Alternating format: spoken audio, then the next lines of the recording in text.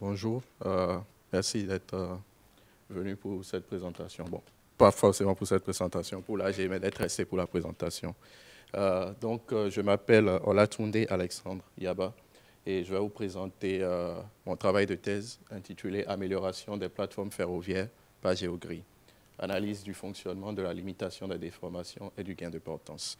Donc, il s'agit d'une thèse CIFRE qui a été encadrée par Fabrice Emerio et Yann Genk au laboratoire 3SR en partenariat avec SNCF Réseau, où j'ai été encadré par Jean-François Ferrelec et Amine Demahed, qui n'ont pas pu être là aujourd'hui, mais ils sont représentés par mon collègue Jean-Michel Cornet.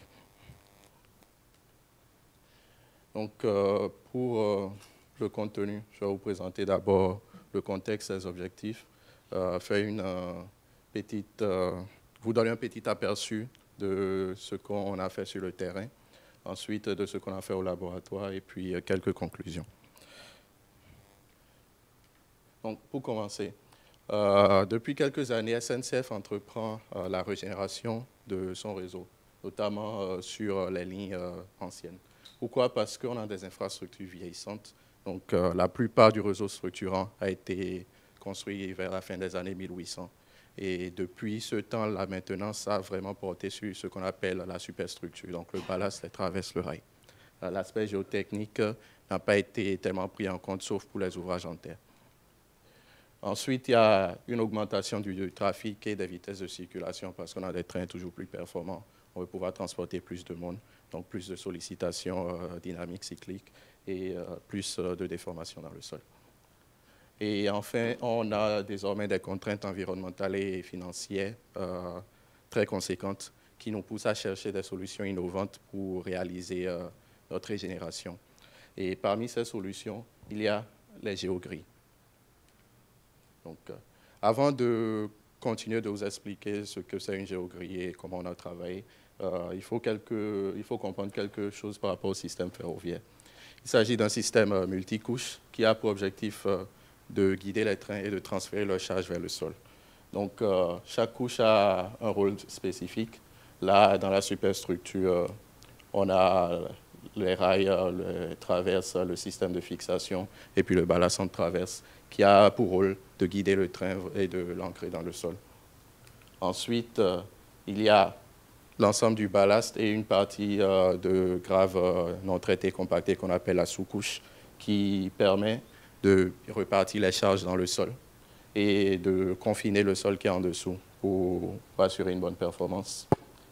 Et enfin, il y a une partie qui est composée du ballast sous traverse et de la sous-couche qu'on a déjà vu, plus d'une couche de forme, qui ensemble permettent d'assurer le drainage parce que le ballast est relativement imperméable. Donc l'eau descend directement, il atteint la sous-couche qui est relativement imperméable et est évacuée dans le système de drainage longitudinal. Donc, qu'est-ce qu'une géogrille? Il s'agit d'un géosynthétique formé de mailles avec des éléments qui fonctionnent en traction. Les géogrilles peuvent être classifiées selon leur forme. Donc, on a des géogrilles uniaxiales, biaxiales, triaxiales, ou selon leur méthode de fabrication. Donc là, tout ce qu'on a là, c'est des géogrilles étirées ou extrudées. Physiquement, on ne voit pas la différence, mais c'est deux méthodes qui sont ensemble. Après, il y a des géogrilles soudées et des géogrilles tricotées. Donc, en fonction de comment ça a été fabriqué, on ne tient pas compte des mêmes critères pour évaluer les géogrilles.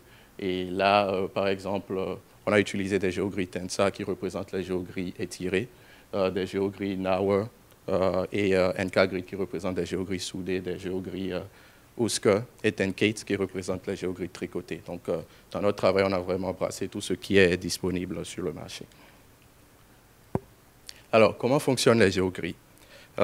Les géogrilles ont été premièrement proposées dans les années 70 et depuis, on essaye de comprendre, on sait que ça fonctionne pour améliorer les sols, on a une augmentation des caractéristiques mécaniques, mais comment est-ce que ça fonctionne réellement dans chaque cas? C'est un peu flou. Les recherches ont abouti à une explication par Perkins en 1999 qui est représentée par ce schéma que je vais vous expliquer et que nous avons pu montrer par la thèse. Nous avons pu montrer que ce principe est applicable aussi dans le ferroviaire, mais bon, avec des petits ajustements.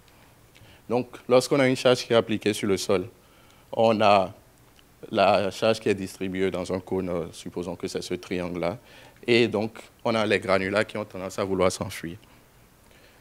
La présence de la géogrie confine ces granulats et donc limite la déformation latérale, par conséquence augmente la contrainte latérale.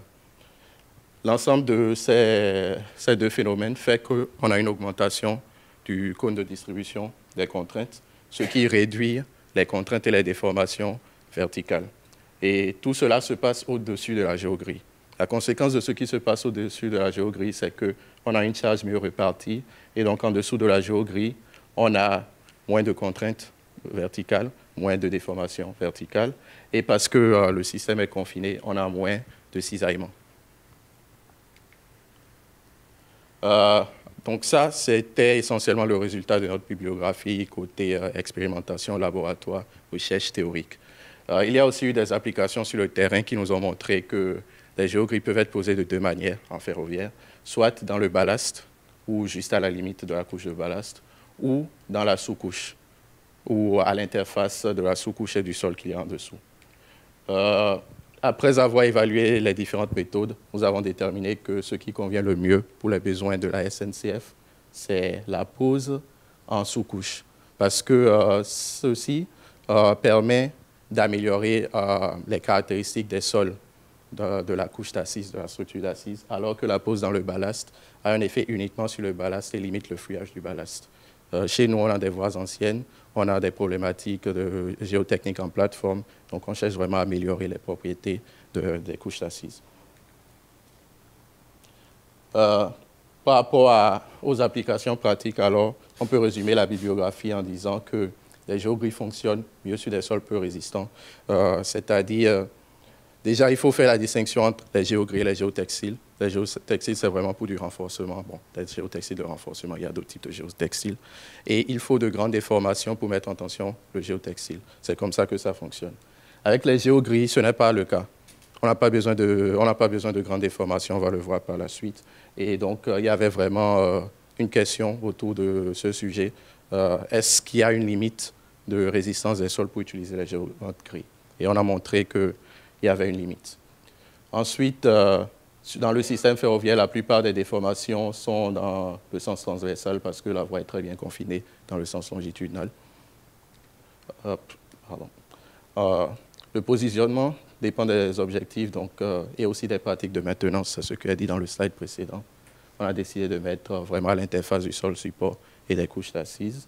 Et enfin, il faut faire attention à la remontée des fines parce que lorsqu'on a des fines qui remontent, ça peut lubrifier les granulats et annuler les apports de la géogrille. Donc là, systématiquement, on met un géotextile de séparation-filtration pour éviter la remontée des fines. Donc, ce que j'ai expliqué là, on peut le résumer avec ces 4 points qui étaient clés pour notre expérimentation. Donc, des sols avec des modules V2 inférieurs à 30 MPa. Il faut mesurer uniquement les déformations transversales pour économiser des voies de mesure parce qu'une instrumentation de ce type coûte très cher. Là, on a dépensé à peu près 50 000 € par chantier. Sur le réseau ferré national, ce qu'on cherche vraiment, c'est une stabilisation des couches d'assises. Donc, il faut éliminer tout ce qui est posé géogris dans le ballast, enfin, pour le moment. On verra le reste par la suite. Et ensuite, finalement, il faut coupler avec un géotextile, c'est ce qu'on a vu sur l'image précédente. D'un point de vue expérimentation en laboratoire, il y a aussi eu quelques conclusions clés. Donc, l'interaction entre les granulats et les géogrilles est beaucoup plus complexe qu'on ne le croit. Tu changes un petit paramètre, par exemple la coupe granulométrique, et tu as un résultat complètement différent. Donc, il fallait prendre quelque chose qui était le plus proche de la réalité de SNCF.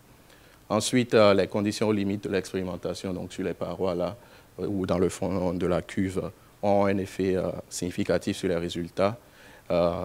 Troisièmement, il faut faire du chargement cyclique pour avoir les apports parce qu'un essai avec peut-être un chargement ou deux chargements ne suffit pas, on le verra.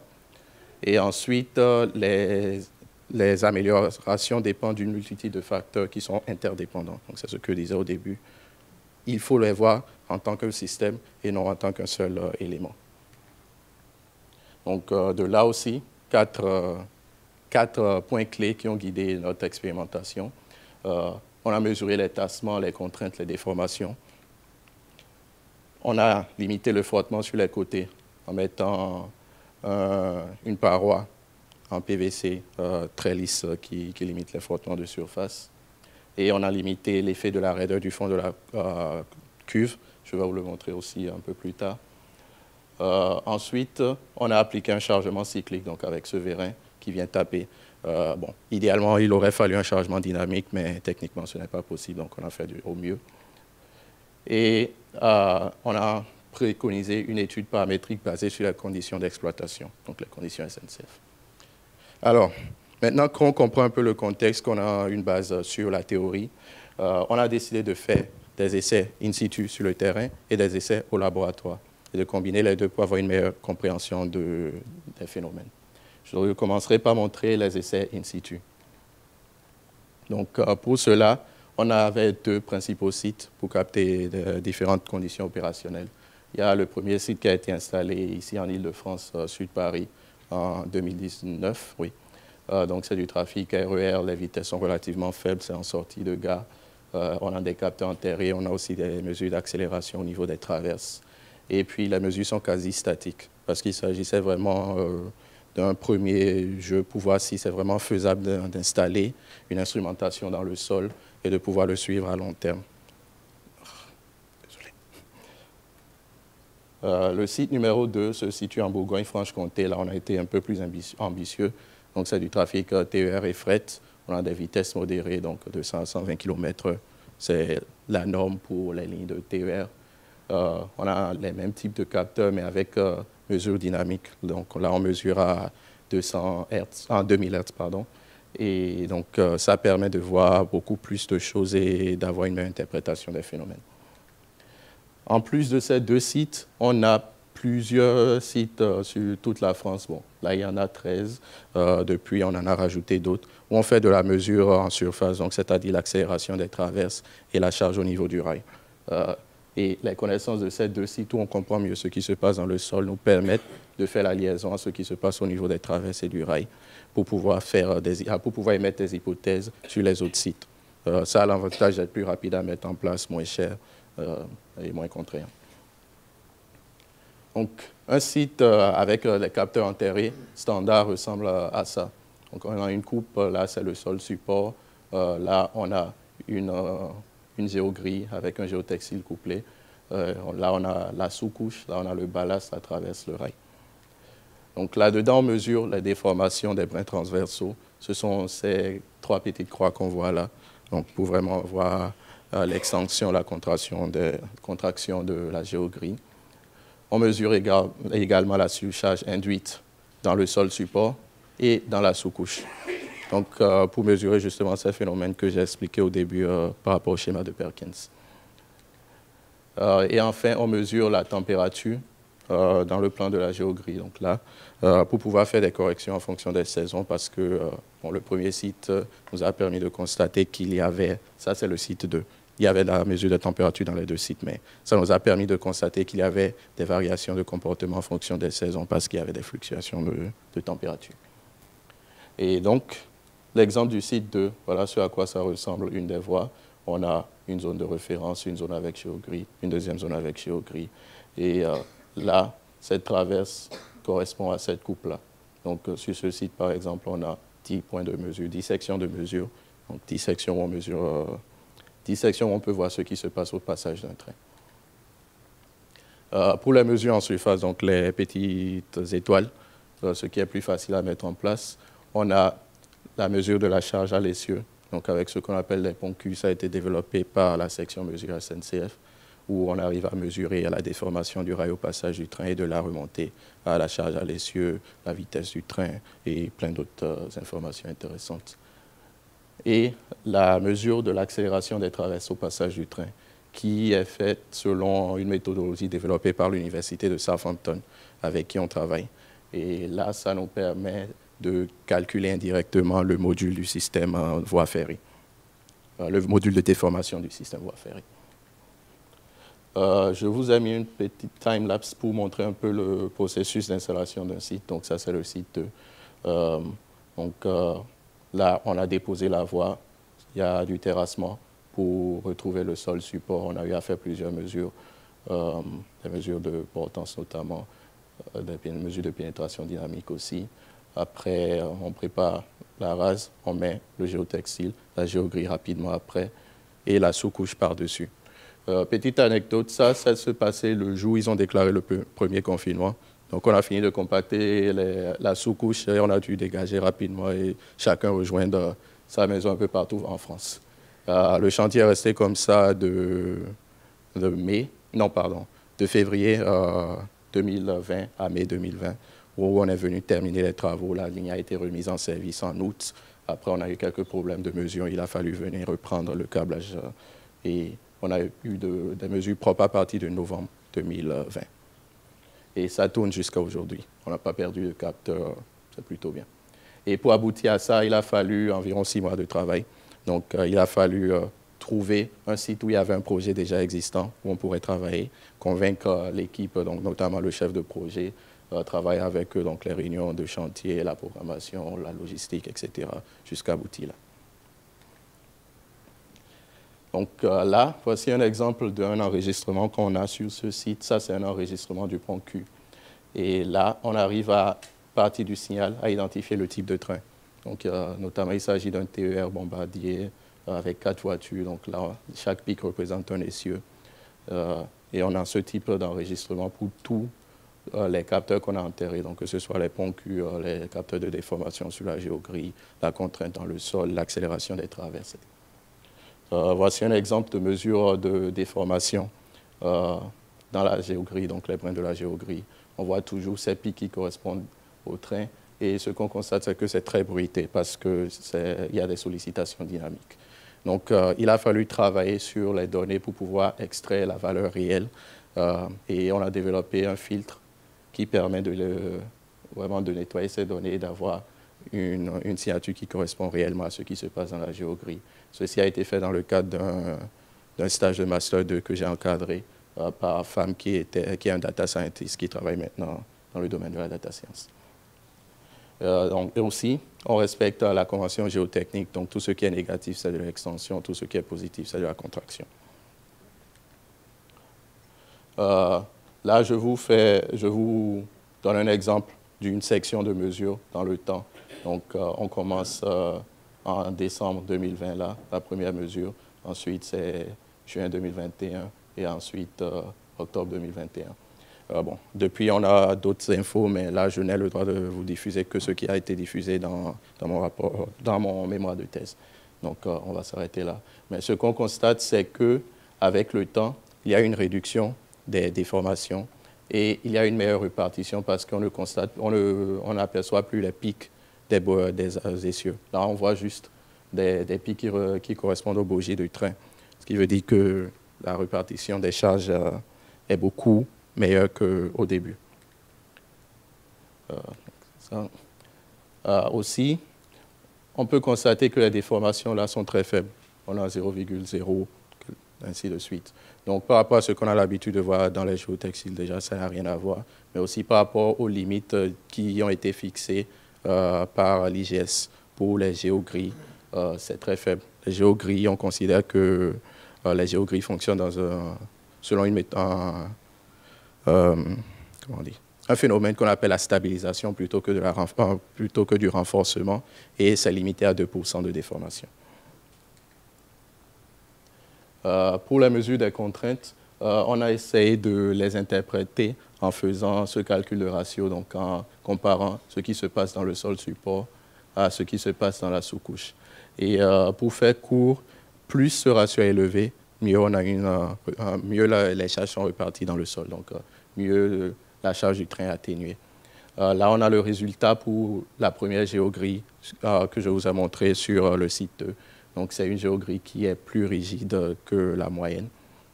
Et on a à peu près 0,85. Ici, c'est une section de référence. Donc, lorsqu'on n'a pas de géogrille, on tourne autour de 0,60. Et chaque cluster ici représente un type de train. Donc là, c'est essentiellement des TER. Là, c'est essentiellement du fret. Et puis, il y a quelques trains entre les deux. Et ici, on a une deuxième géogrille qui est une géogrille plus souple. Et donc, ça ça se comporte à peu près comme s'il n'y avait pas de géogris. Et là, une deuxième zone de référence, pardon, où ici le module EV2 du sol initialement était plus élevé que toutes les autres sections.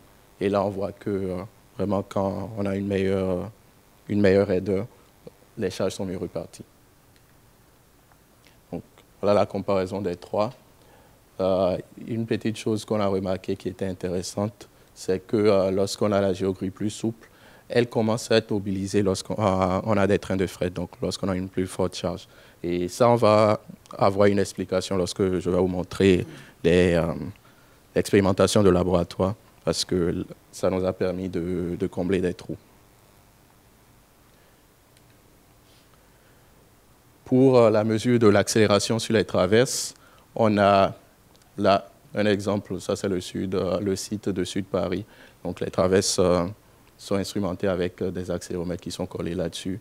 Mais je vous montre les résultats d'une zone. Je compare une zone de référence où il n'y a pas de géogris.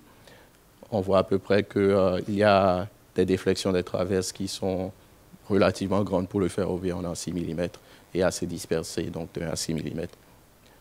Lorsqu'on vient sur la géogris qui est plus souple, ça ne change pas grand-chose. Lorsqu'on arrive sur la géogris qui est plus raide, on a très peu de déflexion et très peu de dispersion.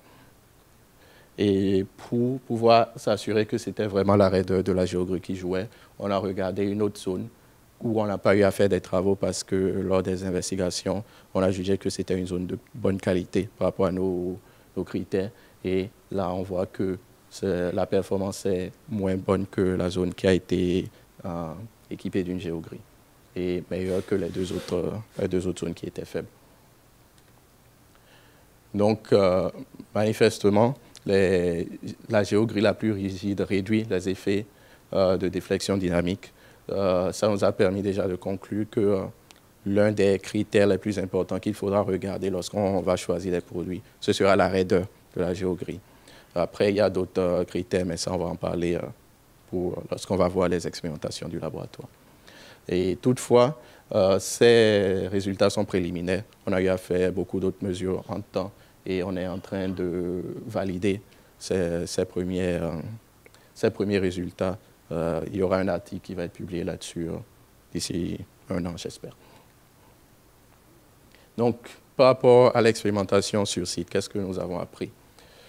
Déjà, à ce jour, la surveillance a permis de tirer certaines conclusions pratiques concernant les conditions sur le réseau ferré national. Donc, d'un point de vue purement géogris, on voit que l'interaction entre la géogris et les agrégats modifie effectivement la répartition des contraintes. Donc, ça correspond à ce qu'on voulait. Et aussi que plus la géogris est rigide, plus elle semble efficace. Aussi que les géogris ont un effet réducteur sur l'amplification dynamique des charges. D'un point de vue système, donc pratico-pratique, on a constaté que l'instrumentation peut être mise en œuvre avec peu ou pas de perte de capteurs. Donc, c'est encourageant pour faire d'autres chantiers tests après. Aussi que la pose de géogris à l'interface sous couche sol support est idéale pour les besoins SNCF et ne gêne pas la progression de chantier. Et enfin, que la gestion et le traitement des données doivent être améliorés. Bon, ça, c'était une conclusion par rapport à là où on en était à la fin de la thèse. On a travaillé là-dessus depuis 1 an et aujourd'hui, on a un système qui fonctionne très bien. Donc, dans l'ensemble, ces conclusions sont encourageantes. Ça nous a permis de poursuivre le travail et d'envisager d'autres choses par la suite. Parallèlement, on a opté pour faire des essais au laboratoire. Pourquoi? Parce que déjà sur le terrain, ça nous permet de savoir comment les géogris se comportent en conditions opérationnelles. Ça nous permet de valider d'un point de vue ingénierie qu'on peut travailler avec. Mais il y a beaucoup de facteurs non contrôlés. Par exemple, lorsque le train approche, le conducteur peut freiner parce qu'il a vu un chien traverser la route et ça affecte les sollicitations. L'humidité du sol aussi, on a constaté au fil des saisons, ça affecte le comportement du système. Il y a plein d'autres choses. Par exemple, il y a un PN pas loin. Donc, parfois, il y a des personnes qui circulent sur le PN et ça génère des sollicitations au niveau des géogrilles. Donc, il y avait plein de petites choses qu'il fallait éliminer pour pouvoir mieux comprendre ce qui se passe. Donc, on a conçu un dispositif expérimental au laboratoire qui a été affiné au fur et à mesure de l'évolution de la thèse. Donc, au début, on a commencé par une revue bibliographique, on a essayé de sélectionner des caractéristiques. On voulait faire un modèle à échelle réduite, mais finalement, on s'est rendu compte que ça ne convenait pas parce que les géogrilles sont tellement particulières et sont tellement uniques d'un fabricant à l'autre qu'on ne pouvait pas représenter correctement leurs caractéristiques avec des modèles réduits. Donc, on a choisi de travailler à échelle réelle, d'utiliser quasiment que des matériaux réels qui correspondent à ce qu'on utilise sur le chantier.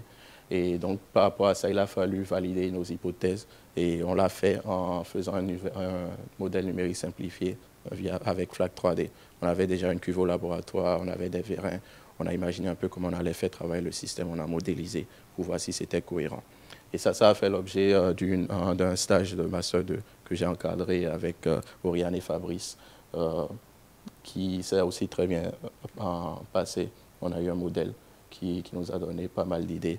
Et d'ailleurs, notre stagiaire, Junaid Khan, fait une thèse aujourd'hui. Et on a de très bons retours. Ensuite, il y a eu la formulation et la caractérisation des matériaux. Donc, j'ai dit qu'on a utilisé quasiment que des matériaux réels, sauf pour la partie sous la géogrille, donc la partie sol support, parce que si on voulait reproduire ce qui se passe sur le terrain, il aurait fallu utiliser des sables limoneux, des sables argileux, et c'est difficile à maîtriser d'un essai à un autre les caractéristiques de ces matériaux, parce que les variations de teneur en eau, le fluidage, plein de choses. Donc, on a décidé d'utiliser un matériau analogue au sol support qui est constitué d'un mélange de sable de Fontainebleau et de polystyrène. On a testé plusieurs mélanges, plusieurs pourcentages de polystyrène pour pouvoir aboutir à quelque chose qui se comporte à peu près à ce qu'on a souvent sur les lignes SNCF. Enfin, les lignes SNCF à problème. Pour le reste, c'était de la GNT B31, donc on s'est approvisionné dans une carrière et on a fait tous les essais qui vont avec, donc granulométrie, Proctor, Los Angeles, etc. Et enfin, on a eu à faire des essais de faisabilité, de validation du dispositif. Donc, on a notre matériau, on sait qu'on veut utiliser la cuve qu'il y a au laboratoire. On a des vérins à disposition. On a commandé tout ce qui est capteur pour instrumenter. Il a fallu créer un système, un logiciel avec LabVIEW, ce qui permet de paramétrer les équipements de laboratoire pour pouvoir contrôler le processus, contrôler le chargement, savoir à quelle fréquence il faut charger, quelle fréquence il faut décharger parce que ce n'est pas la même fréquence, combien de cycles on peut faire, comment enregistrer, etc. Donc, ça, je l'ai fait moi-même. Bon, il n'y avait pas eu de stagiaire pendant cette période. Ah oui, chose que j'ai oublié de préciser. La formulation, on a aussi fait dans le cadre d'un stage Master 2 avec un stagiaire qui est aussi maintenant en thèse au Royaume-Uni avec nos partenaires de Southampton. Donc, voilà pour la conception du dispositif. On a essayé de reproduire autant que possible les conditions de terrain, même si techniquement on ne peut pas atteindre la réalité. Mais c'est assez représentatif pour nous permettre d'observer les tendances qu'on devrait avoir sur le terrain. Donc, le dispositif ressemble à ceci. Donc, c'est une cuve de 2 mètres par 1 mètre de profondeur par 95 cm. Et ce qu'on a, c'est que pour compenser la raideur du fond de la cuve, on a un matelas de mousse sur une épaisseur de 3 cm, c'est de la mousse haute densité, qui nous permet d'avoir un peu cet effet déformable du sol support. Là-dessus, on rajoute notre matériau de sol support qui est le matériau composé de sable NE34 avec les billes de polystyrène qui a été formulé pour avoir un module EV2 de 18 MPa Je ne sais pas si c'est très clair là, mais là, on a une image du sable avec les billes de polystyrène dedans. Par-dessus, on rajoute la couche de géosynthétique, donc géotextile de séparation, filtration, plus géogris. Et on a eu à tester plusieurs types de géogris et même un géotextile de renforcement, juste pour pouvoir faire la comparaison. Et sur tout cela, on rajoute la sous-couche, donc en grave non traité, compacté, et donc, voilà, compacté à 98% de l'OPM. Une fois que tout a été mis en place, tout a été bien compacté, on mesure les modules V2 sur la sous-couche, donc avec une mini Dynaplaque. On a 3 points de mesure. Ensuite, on positionne la plaque de chargement avec des LVDT pour permettre de mesurer son déplacement. Et après, on applique 250 000 cycles de chargement entre 15 et 85 kPa à une fréquence en descendant de 1,5 Hz et en remontant d'1 Hz. Et donc, cela correspond à peu près à 25 000 trains, les trains que je vous ai montrés plus tôt. Et donc, soit à peu près 3 à 4 ans de circulation sur ce qu'on appelle les lignes de desserte fine du territoire. Donc, c'est vraiment des petites lignes entre des petites villes, c'est essentiellement du trafic TER.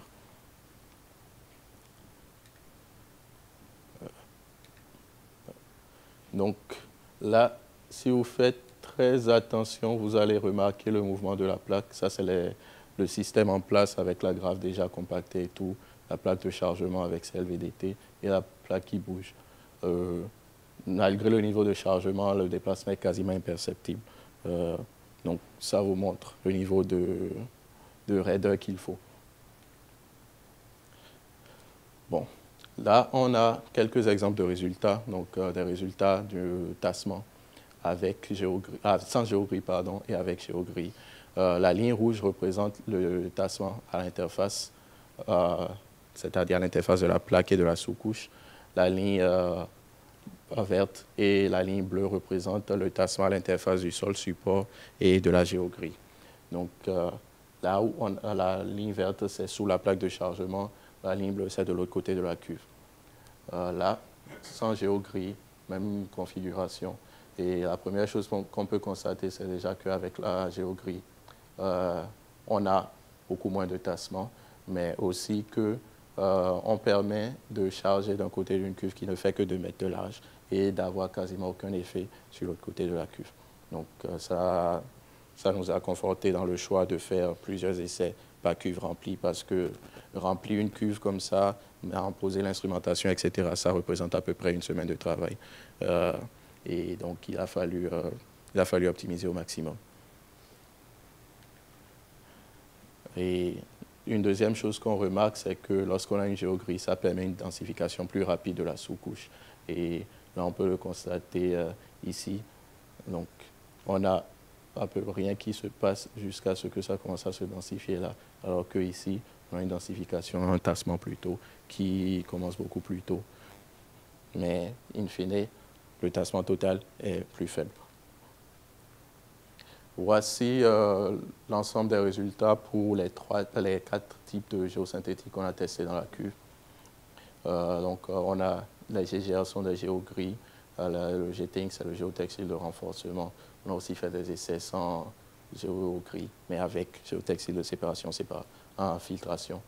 Et globalement, ce qu'on constate, c'est que lorsqu'on ajoute un géosynthétique, on a moins de tassement. Voilà. Et que même avec le géotextile de renforcement, on limite les tassements à peu près aussi bien qu'avec une géogris. Mais derrière, on verra qu'au niveau des déformations, la géogris a quelque chose d'intéressant. Donc, on a à peu près 22 à 36% de réduction à l'interface entre le sol support et la sous-couche, et à peu près 18 à 39% entre la sous-couche, entre la plaque et la sous-couche. Voici une vue en plan de la cuve. Donc, on a 6 jauges de déformation là qui correspondent à ces graphes ici. Donc la jauge L1, c'est la jauge, c'est la mesure qui est juste là. La jauge R1, c'est la mesure qui est juste là. Et donc la plaque est chargée au niveau de la jauge R2. On voit que lorsqu'on a un chargement, on a des déformations élastiques et une accumulation de déformations plastiques. Et il faut un certain nombre de chargements, bon, plusieurs centaines de chargements en fonction de la géogrie, pour pouvoir mobiliser l'effet de la géogrie. Donc ça, c'est un exemple pour une géogrie. Lorsqu'on a un géotextile, on a beaucoup plus d'accumulation, beaucoup plus vite, et on n'a pas forcément une stabilisation de la structure. On a plutôt un renforcement parce que le géotextile, il y a un effet parachute. Et aussi, une différence, c'est qu'avec les géogris, même après 100 000 cycles, on a de très faibles déformations, 0,1%.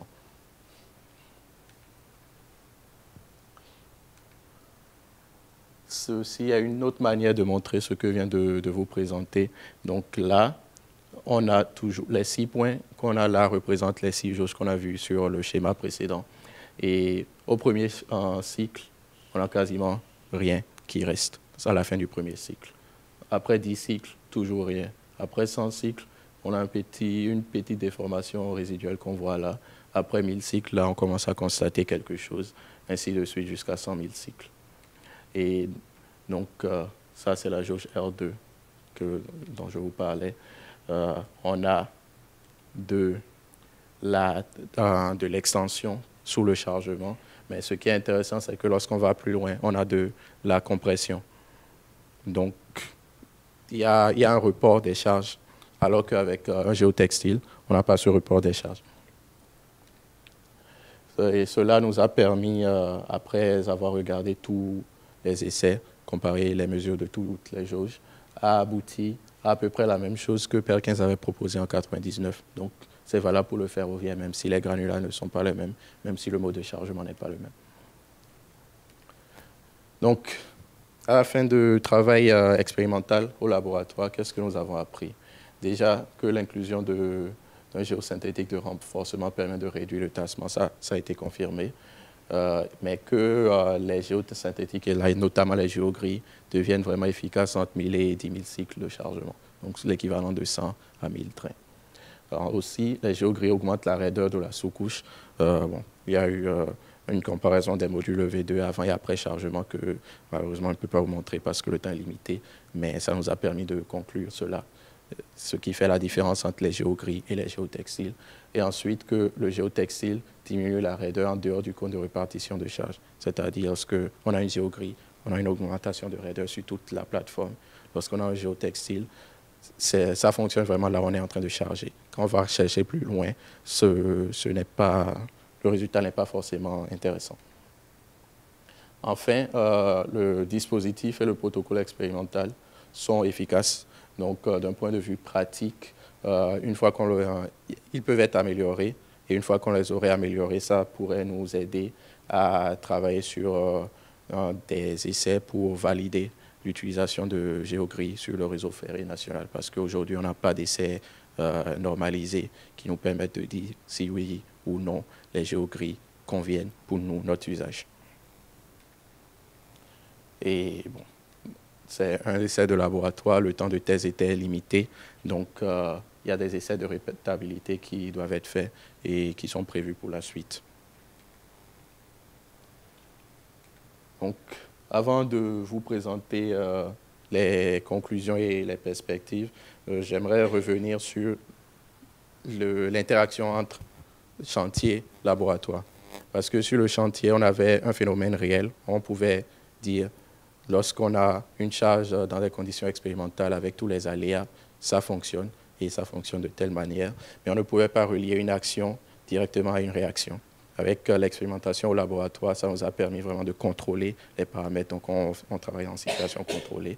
Et on peut dire que lorsqu'on a tel chargement, ça résulte à telle réaction. Lorsqu'on modifie tel paramètre, ça permet d'avoir soit une amélioration, soit pas.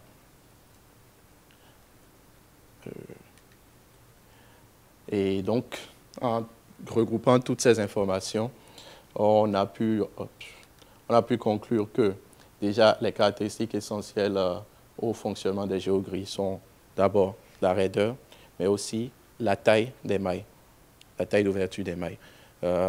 Parce qu'il faut avoir un certain ratio qui, dans la biblio, est à peu près 1,4 entre la taille des granulats et la taille des mailles pour qu'une géogrille fonctionne. Ça, c'est ce qui est dans la biblio. Côté SNCF, notre sous-couche, notre structure ne respecte pas exactement cela. Donc, on avait vraiment des doutes par rapport à l'enchevêtrement. Mais on a pu montrer qu'en tenant compte de ce qu'il y a sur le marché actuellement, sans chercher à faire des géogrilles spéciales, on peut quand même avoir un renforcement qui est plutôt significatif. Ensuite, on a pu prévalider un panel de géogrilles pour utilisation sur le réseau ferré. Donc, en tenant compte des variations qu'on a vues dans notre expérimentation, on a pu choisir aussi bien des géogrilles extrudées, étirées, que des géogrilles tricotées, que des géogrilles soudées. Donc, aujourd'hui, on travaille avec tous les fournisseurs qui sont présents sur le marché. Et aussi, des ressources ont été mises à disposition des référents, donc les agences d'études, les chefs de projet, les pilotes d'opération, etc., pour qu'ils puissent choisir ces géogrilles, les intégrer dans leur processus chantier et piloter la réalisation. D'un point de vue recherche-développement, on a pu mettre en place un dispositif pour identifier, suivre les zones où les géogrilles ont été installées. Donc, aujourd'hui, lorsque quelqu'un veut installer une géogrille sur un tronçon de voie, ça remonte vers nous. Donc moi, Jean-Michel et une autre de nos collègues, on les aide déjà pour vérifier les hypothèses, mais aussi derrière, moi, j'ai un budget spécial pour aller sur ces sites, pour mesurer, pour garder cette donnée, éventuellement pour la valoriser pour le développement de modèles numériques. Et donc, grâce aux observations, ça nous a permis de nous lancer dans de nouvelles réflexions et puis de lancer d'autres projets. Oui, de recherche. Et donc, pour la suite, SNCF Réseau prévoit d'être plus ouvert sur l'utilisation de produits géosynthétiques dans nos structures, parce que jusque-là, on se limitait vraiment. On se disait non, il faut uniquement des géotextiles de séparation-filtration. Mais là, on commence à voir qu'il y a de l'intérêt à mettre des produits de renforcement, et pas seulement sur des zones où on a des fontis ou des sols exceptionnellement faibles. Donc, la validation et l'homologation se feront désormais suivant une méthodologie qui est similaire à celle développée au cours de la thèse, donc des chantiers tests, des essais en laboratoire et une validation qui aboutira à une méthode de dimensionnement adaptée à chaque type de géogrille ou de géosynthétique de renforcement. Donc, ces méthodes de dimensionnement seront co-développées avec les fournisseurs pour chaque type de géogrille. Bon, il y a certains fournisseurs qui sont en avance sur d'autres qui ont déjà des modèles en place, et il y a d'autres avec qui on travaille vraiment pour justement faire avancer le modèle laboratoire pour les aider à développer. Ensuite, les géocellules 3D sont les prochains géosynthétiques prévus pour intégration dans nos référentiels. On a déjà eu un chantier test dans la région de Limoges. Il y en aura un autre, on l'espère, cette année ou en début de l'année prochaine en Haute-Savoie, pas loin de chez Oriane. Et donc, il y aura de nouveaux sites instrumentés aussi qui seront prévus avec des partenariats, donc notamment l'Université de Southampton, l'Université d'Illinois, Urbana-Champaign, pour vérifier certaines autres hypothèses qu'on a concernant les géogrilles. Et le dispositif expérimental au laboratoire sera amélioré pour mieux tenir compte des besoins de co-développement de modèles de dimensionnement. Donc, voilà ce que j'avais à vous présenter. Merci de votre attention, et si vous avez des questions, ce sera avec plaisir que j'y répondrai.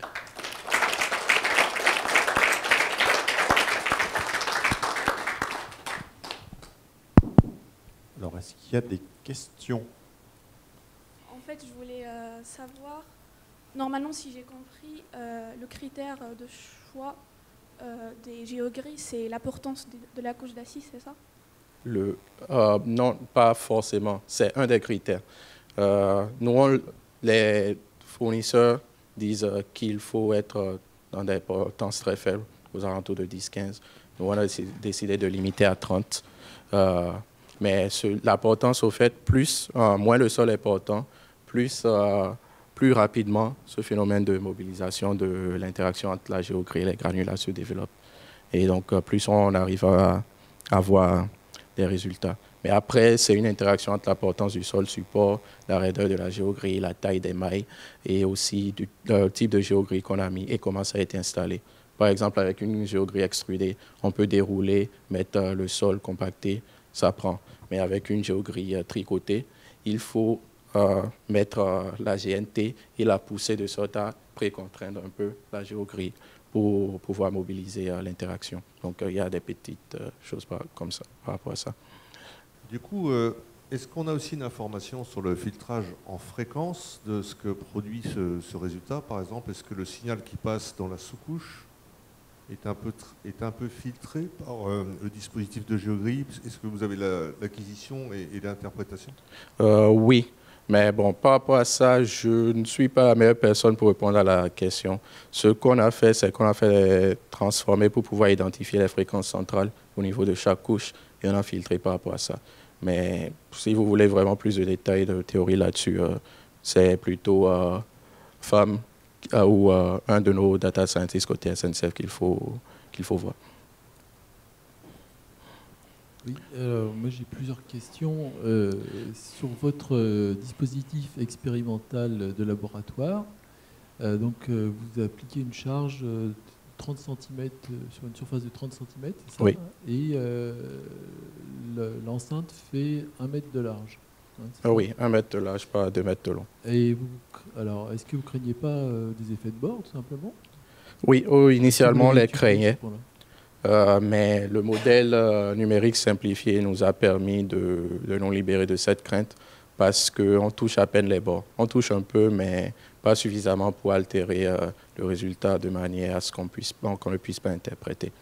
Lorsqu'on rajoute les géogris, on touche les bords lorsqu'on rajoute les géogris. Sans les géogris, c'est presque comme si on faisait un essai odométrique. On voit aussitôt qu'on s'éloigne de la plaque, on ne voit plus grand-chose. Et est-ce que votre géogrille, elle est fixée sur les bords ou est-ce qu'elle est simplement posée? Non, elle n'est pas fixée. Elle est libre de glisser si besoin. La géogrie est simplement posée parce que justement on cherche à avoir un produit qu'on n'a pas besoin d'ancrer. Et c'était aussi une des questions au début. On a cherché à voir est-ce que la géogrie fonctionne toute seule ou est-ce qu'il faut aller chercher plus loin, trouver les ancrer sur les bords pour les faire fonctionner. Et vous avez testé les deux configurations? Oui, je les ai testés moi au laboratoire. Évidemment, lorsqu'on ancre, on a des résultats qui sont différents, qui sont beaucoup mieux. Mais si on n'ancre pas, on a quand même ce qu'on cherche à avoir parce qu'ancrer, on sollicite la géogrie. Finalement, c'est intéressant lorsqu'on veut aller à la rupture. Mais nous, on ne va pas à la rupture, on cherche vraiment une stabilisation, donc pas besoin d'ancrage. J'ai deux petites questions. La première question, c'est donc on a fait un essai in situ, très bien, donc on a obtenu pas mal de résultats, quelques conclusions. Ensuite, on a essayé de reproduire les conditions in situ avec des matériaux similaires, etc. Et finalement, c'est quoi? Donc ma première question, c'est quelle conclusion on a tiré des résultats expérimentaux au laboratoire par rapport aux essais in situ? Est-ce qu'on a obtenu quelque chose de plus, moins? Ça, c'est la première question. La deuxième question, c'est que normalement, l'efficacité du géotextile dépend fortement de la header de la sous-couche. Donc, c'est compatible ou pas? Et quelle est la conclusion sur cette efficacité vis-à-vis de la header de la sous-couche? Sous-couche, nous, ce qu'on appelle sous-couche, c'est ce qu'il y a au-dessus de la géogrie. OK, donc, nous, on l'appelle le sol support. OK. Donc, déjà, les conclusions du labo par rapport au terrain.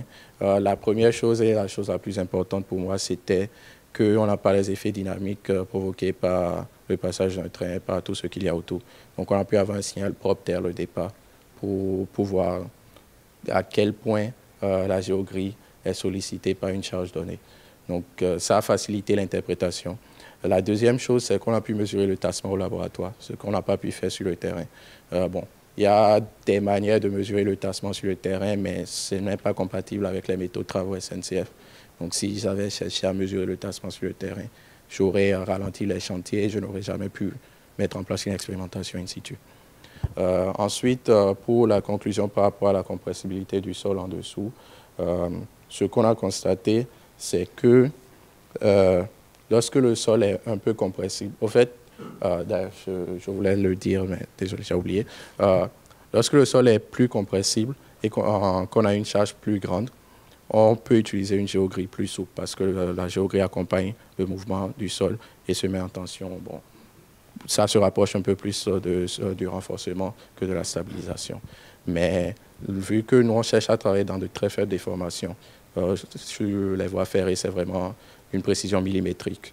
Tu as 10 cm, 10 mm de déplacement de trop et ça peut provoquer des ralentissements sur la ligne. Donc, nos déformations, on est vraiment aux alentours de 0, quelque chose.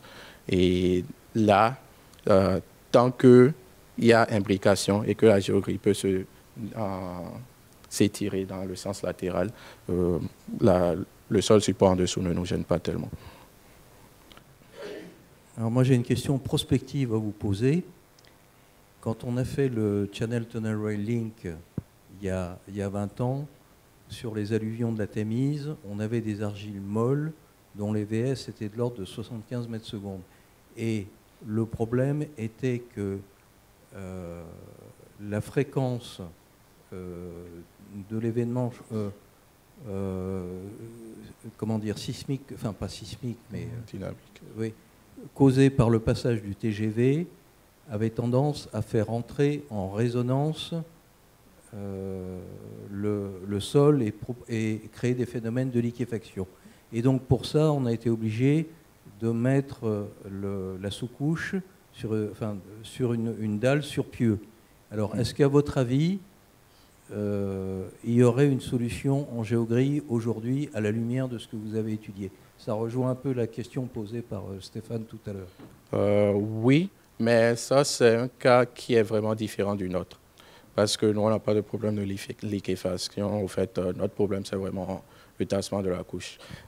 J'ai vu des travaux qui ont été faits dans ce cas. Ça ne va pas vous permettre d'éliminer les pieux, mais ça vous permet de réduire l'épaisseur de la couche que vous mettez sur les pieux. Donc, il y a pas mal d'exemples. Si vous allez sur le site de TENSA, par exemple, ils ont des cas d'études sur des applications similaires. Okay. Merci. Merci pour cette présentation et bravo pour tout le travail que vous avez réussi à accomplir dans votre thèse. Moi, je me posais la question, j'avais l'impression de comprendre que en ajoutant la géogrille, du coup, on avait un report de charge qui était beaucoup plus étalé et donc beaucoup plus faible sur les couches inférieures. Un petit peu le même phénomène, du coup, que si on avait un sol support de meilleure qualité. Oui. Du coup, est-ce que vous êtes posé la question de l'interprétation de l'ajout de la géogrille comme une amélioration du sol support, et est-ce qu'on peut, selon vous, aller vers une idée de dimensionnement qui dit « Ok, je mets ma géogrille, c'est comme si j'améliorais la résistance de mon sol de tant de mégapascal ou de 2 fois le module oui. que j'avais ». C'est exactement là où on veut en venir, parce que notre objectif en réalité, c'est d'éliminer les couches de forme.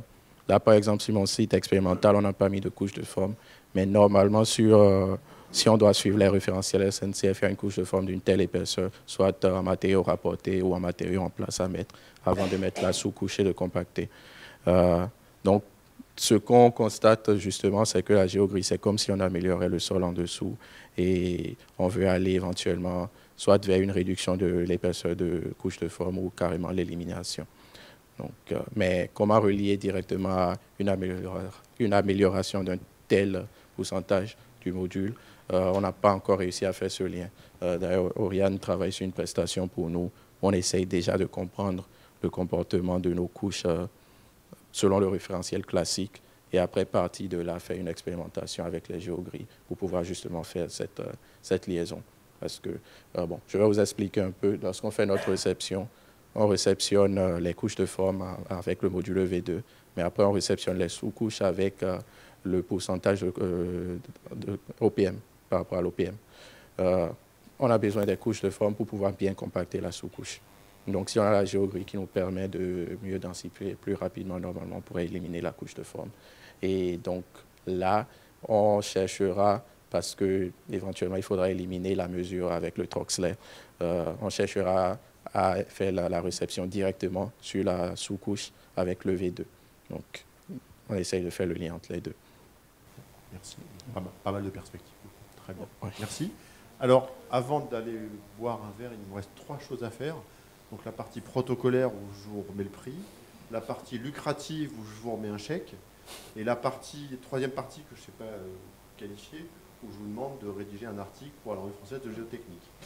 Donc, la troisième, je ne peux pas la faire parce que vous avez déjà écrit un article pour la Revue française de géotechnique, qui est déjà paru. La deuxième, je ne peux pas la faire non plus, parce que j'ai pas de chèque. Voilà. Mais on va le faire quand même. C'est pas perdu. En revanche, la partie, comment j'ai dit, protocolaire, ça je peux la faire.